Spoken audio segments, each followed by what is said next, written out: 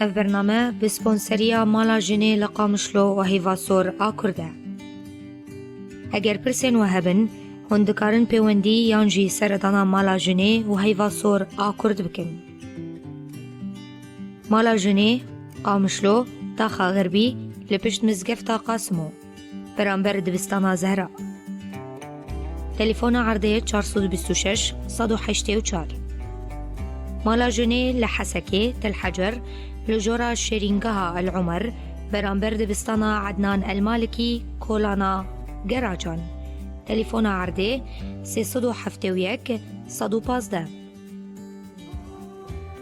مالا جني لگركي لگي كولانا شرداريه برانبر دكتور خليل يدرانان لكيلكا سازي و سنديكيا جوتياران. هیواسور آکرد نخوشخانه قامشلو لکیلکا بنگدم. موبایل 09 81 64 58 79. نخوشخانه آگرکیلگی موبایل 09 35 98 51 22.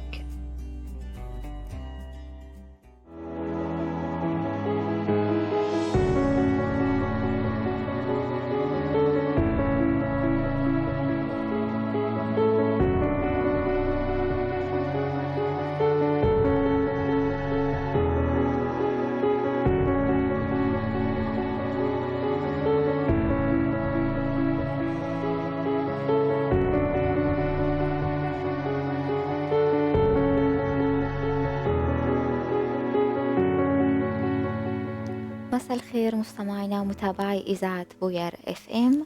أهلا بكم في حلقة جديدة من برنامجنا الخاص بالمرأة برعاية الهلال الأحمر الكردي ودار المرأة في قامشلو.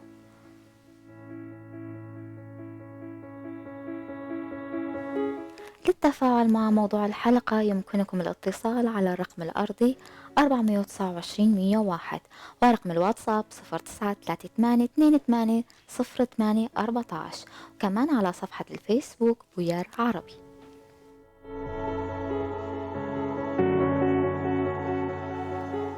زواج القاصرات، زواج الأطفال، الزواج المبكر، جميعها مسميات عديدة لظاهرة اجتماعية في منتهى الخطورة منتشرة في كل دول العالم وليس في المجتمعات الشرقية فقط، ولا تقتصر أيضا على الدول النامية فحسب، ولكنها تختلف في نسب الانتشار والشيوع، حيث تخلف تلك الظاهرة آثارا سلبية اقتصادية اجتماعية وإنسانية بالغة الخطورة على المجتمعات.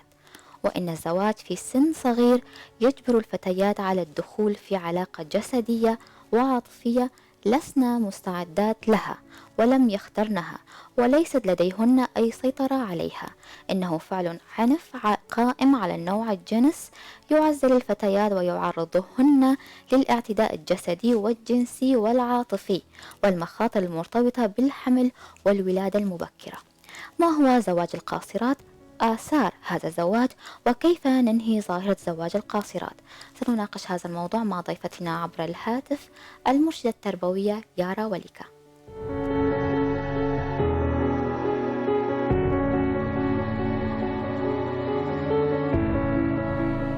مساء الخير أنسة يارا.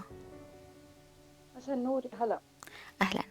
بداية، من هو القاصر وما هو زواج القاصرات؟ هلا مصطلح القاصر قانونيا هو للدلالة على الطفل ما دون عمر ال 18 سنة. نعم. طبعا القاصر تحديده بيجي على كل دولة أيضا، في حسب القوانين الموجودة عند كل دولة بيحدد القاصر، إنما غالب الدول اللي موقع على أغلب الاتفاقيات مع الأمم المتحدة بتأكد على أنه القاصر هو ما دون ال 18 سنة يسمى بالطفل أيضا. نعم. وزواج القاصرات؟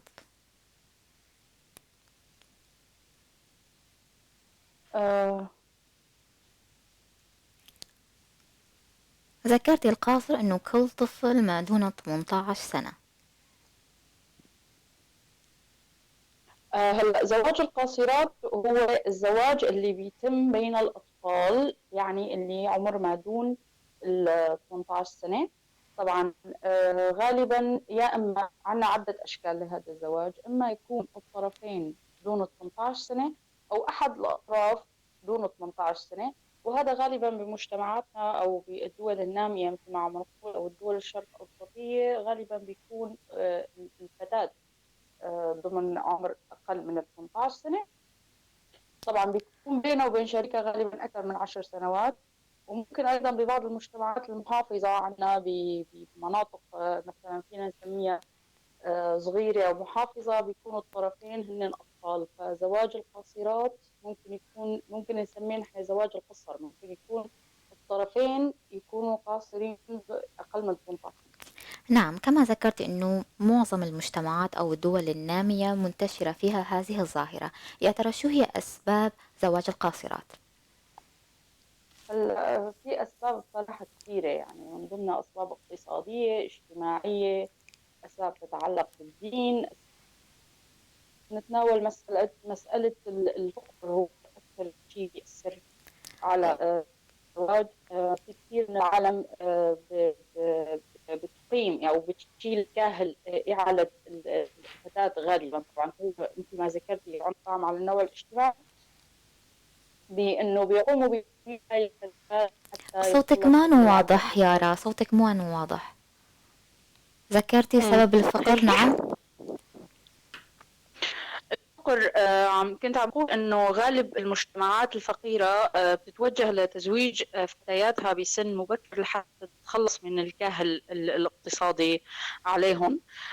في كثير ايضا من العادات والتقاليد اللي هي بتحكم المجتمع، اللي بتفرض على الطفله او على المجتمع او على الوالدين انه يتم تزويج الفتيات باقل من عمر 16 سنه.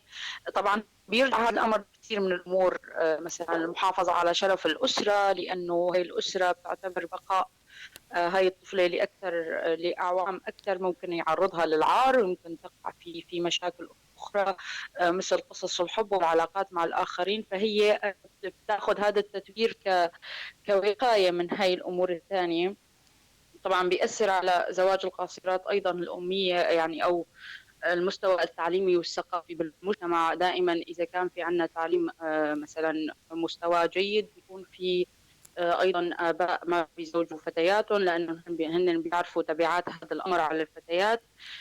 في عنا أسباب ثانية، مثلا الفتيات في المناطق النامية بالعالم، مثلا عنا موضوع عدم المساواة بين الرجل والمرأة، فرأسا بيتم تزويج الفتاة من دون أي طلب أي إذن منها. ممكن الفتاة هي بعمر صغير ما ترغب بالأمر لكن يتم تزويجها.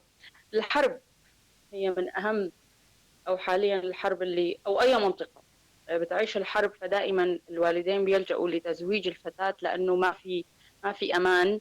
فهن كمان بنفس الطريقة تبعية الدور الاقتصادي والتخلص من العباء الاقتصادي بيقوموا بتوليد أمن وأمان هاي الفتاة لشخص آخر. نعم، ذكرتي كمان. طبعا نعم يارا، إذا عندك أسباب أخرى. طبعا كان بدي انوه لشغله ثانيه، انه بالحروب الناس بيلجأوا لتزويج فتياتهم لحتى ما بالحروب مثل ما بتعرفي خاصه عنا بهاي المناطق الناميه او بمنطقه الشرق الاوسط. صار في عنا تجربه واضحه كثير بسوريا، موضوع دخول الجماعات الراديكاليه اللي هي رجعت للظواهر او السلوكيات مثلا بلم السبايا وبمثلا إجبار الآخرين على اعتناق الدين، وبالتالي تشريع التزويج بشكل عشوائي. هذا كله بيسبب أو بيدفع الناس لأنه تزوج الفتيات لحتى ما توقع أو لحتى تأخذ تدبير ولو كان بسيط أنه تحمي هاي الفتيات من هاي الأمور الثانية بالحرب. نعم، ذكرت من بين الأسباب أنه في فرق بين الأسرة المتعلمة والأسرة الأمية. ما مدى تأثير غياب الفكر والثقافة والعلم في زيادة أو نقصان هذه المشكلة؟ هلا بيلعب دور كثير كبير بصراحة، يعني الأم إذا كانت متعلمة فهي بتعرف كتير منيح إنه شو هي الآثار اللي بتنجم عن زواج القاصرات كما قلتِ عاطفيًا، نفسيًا، وحتى جسديًا على هاي الطفلة، اجتماعيًا. نعم. الطفلة هون إذا انتقلت من بيت أو من عائلتها فهي هون كانت عم تعيش دعم اجتماعي معين، ممكن مستوى معين من المعيشة، مستوى ثقافي معين. إذا بدها تنتقل أو تتزوج بمرحلة صغيرة من العمر بدها تنتقل إلى حياة أخرى يمكن هي كتير غايبة عنها. فإذا كان في مستوى تعليمي معين أو جيد أكيد الأسرة ما رح تعرض طفلتها لهذا الغموض بالحياة المقبلة. المستوى التعليمي أيضًا بيخلّي الفتاة يعني لاحقًا بعد إكمال تعليمها من قبل والديها إنه تكون فرد منتج، فرد بيعرف واجباته وبيعرف حقوقه، بيعرف كيف يتكيف آآ مع ظروف الحياة، بتعرف كيف تعمل علاقات اجتماعية معيّنة، بتعرف عندها مهارات حياتية بتقدر تعتمد عليها لحتى تستمر. نعم. فأكيد بيلعب التعليم والمستوى الثقافي للأسرة دور كتير كبير بموضوع تزويج الفتيات بالمرحلة العمرية الصغيرة أو لأ. نعم، الزواج في القرية تختلف عن الزواج في المدينة وتختلف عن العاصمة.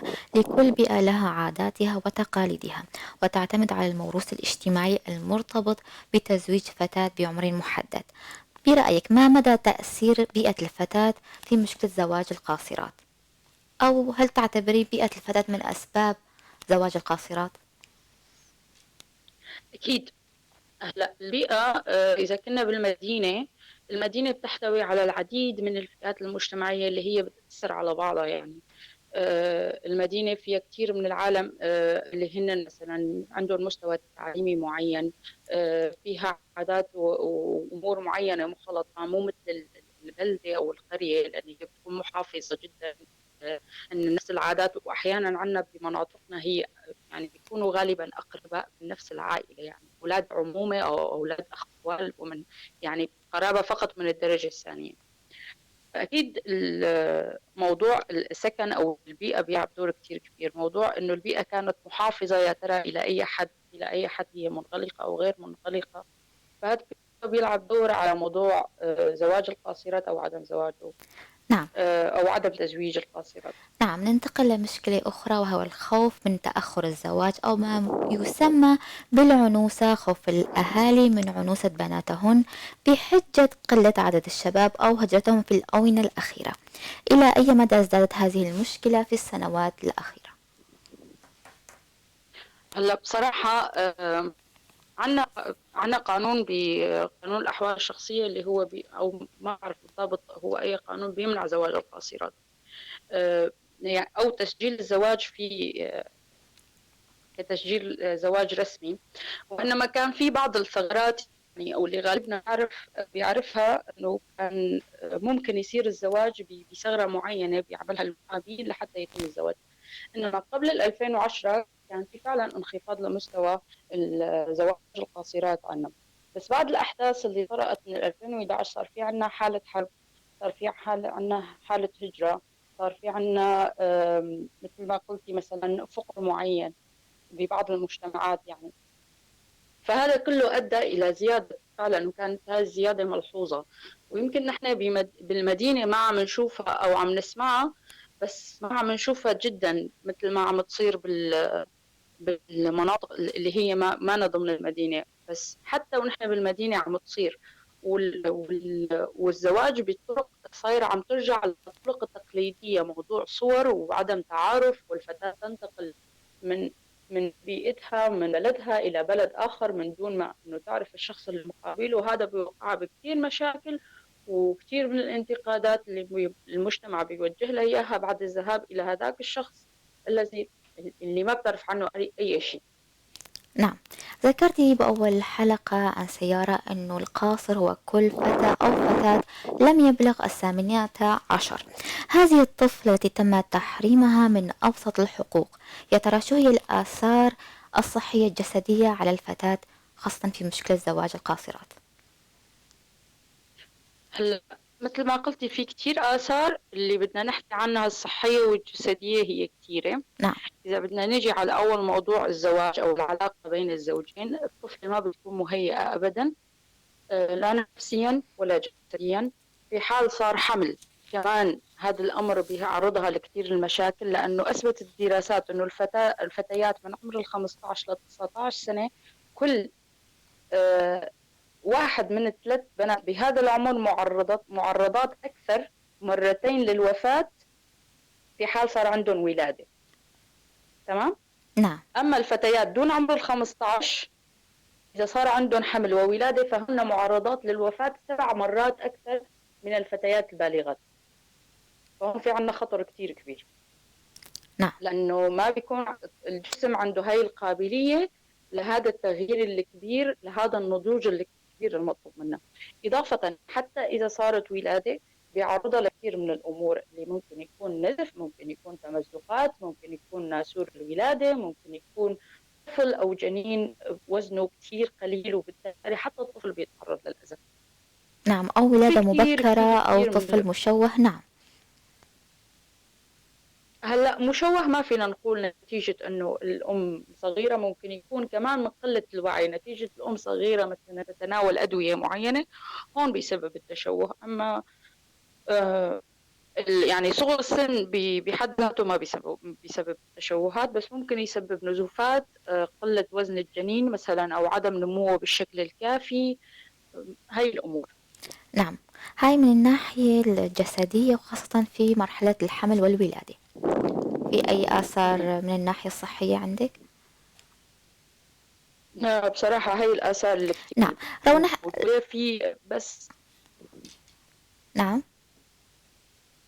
بس حبيت أذكر بس نقطة تانية، إنه موضوع حتى الزواج وهي قاصرة بيكون أعضائها غير، يعني إنه بدنا نراعي موضوع إنه لساتها كتير صغيرة، ممكن ما تتحمل حتى موضوع الجماع مع ذكر، لأنه هي بتكون كتير صغيرة، وكتير حالات بتضطر إنه هي تنتقل للمشفى نتيجة تعرضها لصدمة فينا نقول أو فينا نعبر. نعم، راح نحكي عن الآثار الاجتماعية لكن بعد الفاصل.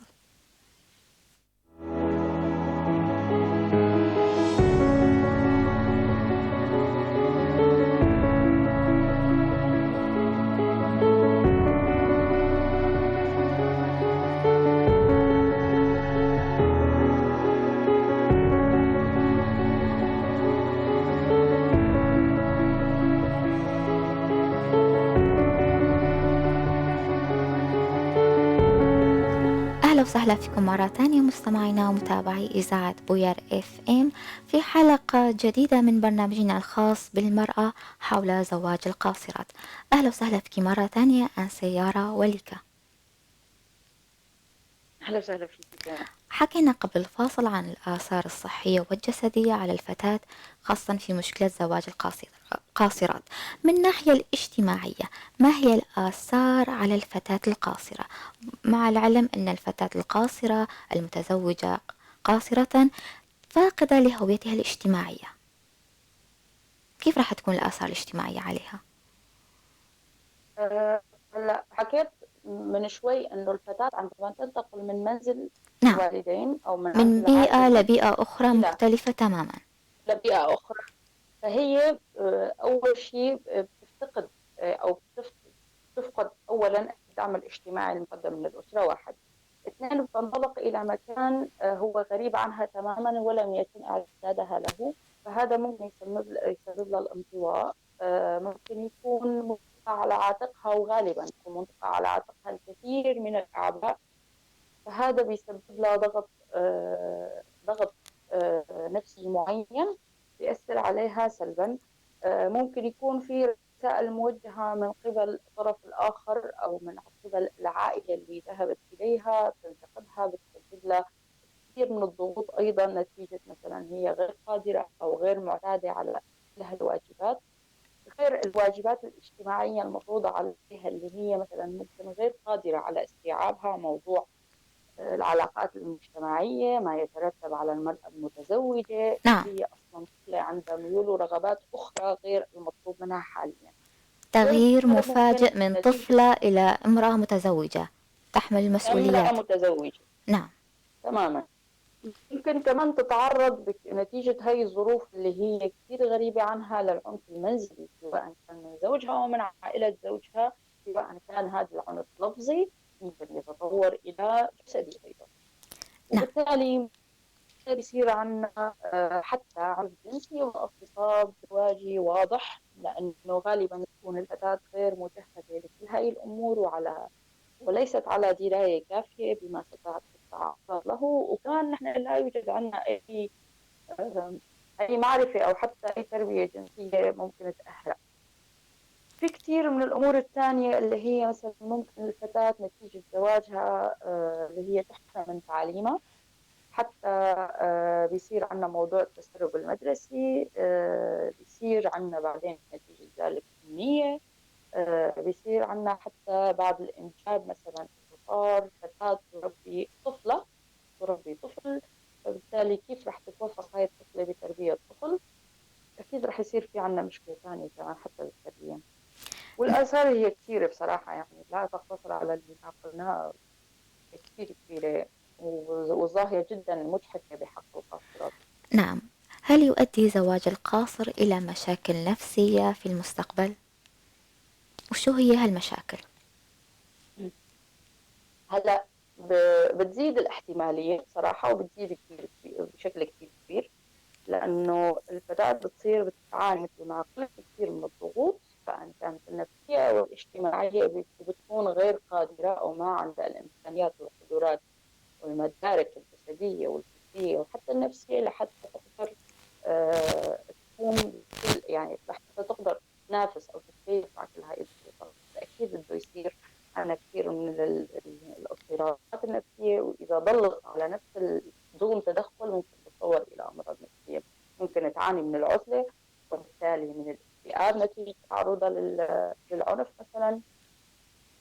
وكثير كثير كثير من الأمور، يعني حسب سير العلاقة وكيف ممكن تتكيف معها وكيف ممكن الناس تتعامل معها، يعني فهذا من المؤكد أنه هي ممكن تتعرض لاضطرابات نفسية وبالتالي تستمر أمراض نفسية. نعم.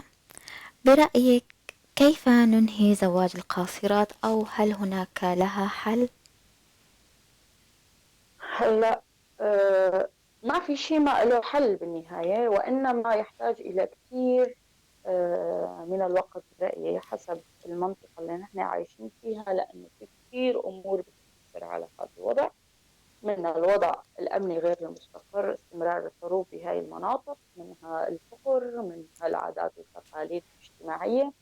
طبعا زواج القاصرات ما هو فقط، يعني المشكلة ما بيكون فقط زواج قاصرات، يعني بيصير عندنا مثلا زواج قاصرات وظاهرة أخرى اسمها التبديل في الزواج من الإناث. اثنين، في عندنا زواج قاصرات وظاهرة أخرى موجودة عندنا بمناطقنا اللي هو الحيار.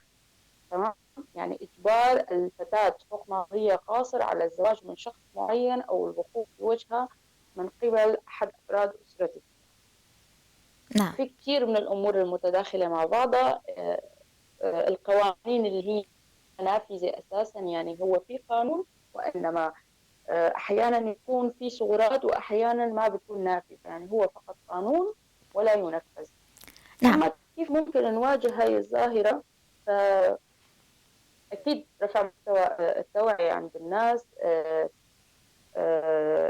مثلا فينا نقول كان في عندنا سابقا إلزامية التعليم عند الفتيات، هذا شيء كثير لازم يكون موجود حتى الفتاة تقدر تحمي حالها، وحتى إذا أجبرت على الزواج مبكرا أن تكون قادرة على حتى تربية هذا الأطفال، يعني أنه تربية جيدة. المؤسسات المعنية بحقوق المرأة، بحقوق الأطفال، لازم تكون بحملات كثير كبيرة، تقوم بالتعاون مع السلطات المحلية اللي لحتى تنفذ هاي القوانين على أرض الواقع. نعم. مو معقول يكون عندنا فقط قانون حبر على ورق، نعم. حكيت عن وفي أذية القوانين. كثير كبيرة. سيارة أصدرت الإدارة الذاتية في عام 2014 مجموعة من المبادئ والأحكام الخاصة بالمرأة ومؤلفة من 30 بندا، ومن بينها بند منع زواج القاصرات. إلى مدى كان فعالية هذا البند في منع زواج القاصرات وقبول الناس لها؟ وبعد صدور هالقانون هل هناك زيادة أم نقصان لهذه المشكلة؟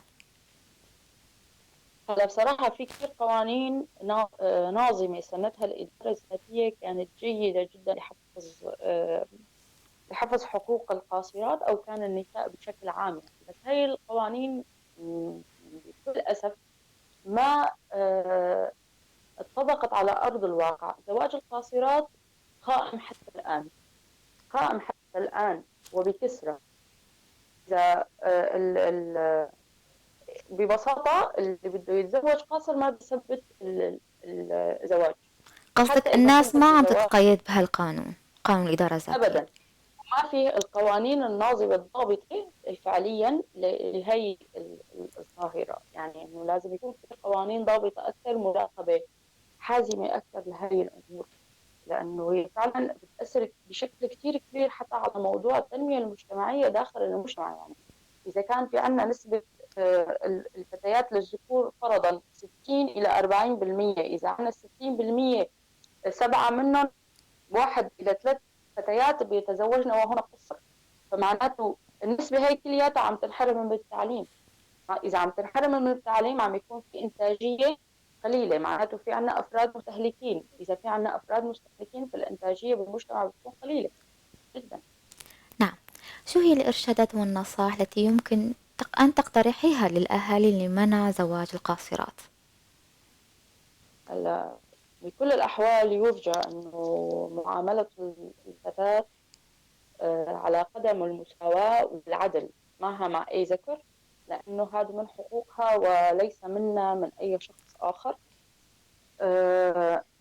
من حقها الطبيعي أنه هي تتعلم، تأخذ الشريك اللي هي يناسبها بالعمر المناسب نتيجة تلقيها المعلومات المناسبة. أرجو عدم البخل من الأهالي بأي تفصيل يتعلق بهي الأمور، لأنه هذا بيسبب مشاكل كثير كبيرة لاحقا. ممكن الأهل بيشوفوها أنه هي كثير بسيطة، بس هي كثير كبيرة. أي شيء ممكن أنت تفوته من دون أي معرفة سابقة نعم. ممكن يسبب لك كثير من المشاكل مواجهة هذا الشيء الغريب أو الجديد اللي عم تواجهه. نعم. بتمنى انه كمان مراكز وهيئات ومؤسسات المجتمع المدنية وغير المدنية تولي الأهمية الكافية لهي الظاهرة، لأنه هي ما ظاهرة بسيطة. يا ترى على عاتق من تقع حل هذه الظاهرة أو المشكلة؟ على المجتمع، على المنظمات المدنية، على الأسرة؟ بصراحة العاتب بيقع على كل من المؤسسات اللي هي تستلم إدارة المكان، سواء أي مكان كان، أي حكومة، أي سلطة تشيل دور. الأسرة لها الدور، المؤسسات التعليمية ومؤسسات المجتمع المدني كلها لازم تلعب دور. طرف واحد ما رح يكون بإمكانه تقديم الحل. نعم. يارا، كلمة أخيرة نختم فيها حلقتنا. في كثير من الناس بيقولوا إنه زواج القاصرات هو عادة كانت سابقا ورجعت وعادت، وكثير من أهالينا وأمهاتنا تزوجوا وهن قصر.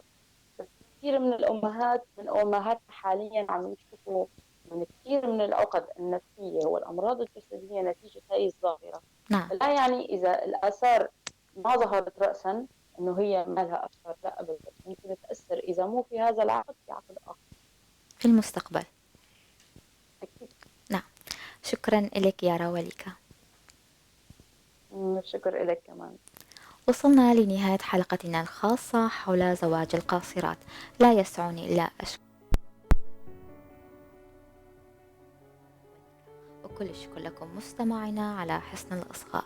موعدنا في الأسبوع القادم. إلى اللقاء. هذا البرنامج برعاية دار المرأة في قامشلو والهلال الأحمر الكردي. للمزيد من الاستفسار يمكنكم التواصل أو زيارة دور المرأة والهلال الأحمر الكردي في المدن والبلدات التالية: دار المرأة قامشلو، الحي الغربي، خلف جامع قاسمو، مقابل مدرسة الزهراء. هاتف 426 184. دار المرأة الحسكة، تل حجر، فوق حلويات العمر، مقابل مدرسة عدنان مالكي، شارع الكراج. هاتف 371 115.